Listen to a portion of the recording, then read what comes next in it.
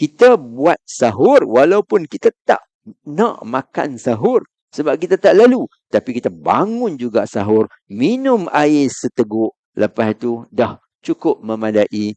Maka itu suatu amalan, suatu perkara yang nilainya besar di sisi Allah, iaitu ketaatan kita pada ketika dan saat itu hati kita ataupun diri kita tak berkeinginan pun untuk makan. Tetapi kita makan, kita lakukan tidak lain dan tidak bukan untuk menyempurnakan ibadah puasa kita bermula dengan sahur. Sebab Rasulullah SAW suruh bersahur.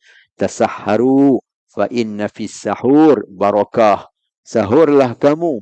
Sesungguhnya waktu sahur, makan sahur tu ada kebaikan pada waktu tu. Jadi barakah yang Allah Ta'ala nak turun pada waktu sahur tu, Allah nak supaya kita dapat. Maka barakah tu apa dia?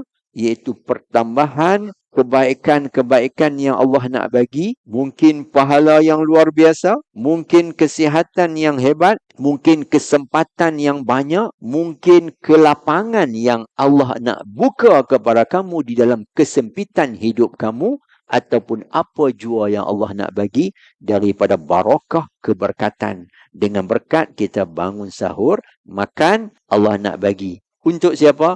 Untuk orang yang berkehendak kepada rahmat Allah.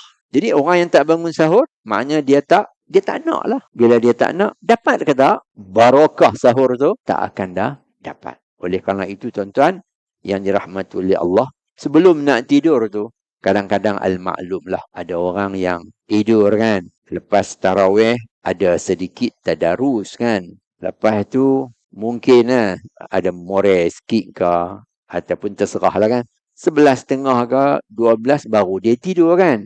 Bila dia tidur, al-maklum lah kan, kadang-kadang boleh terjaga ataupun tidak. Mungkin benda tu boleh terjadi.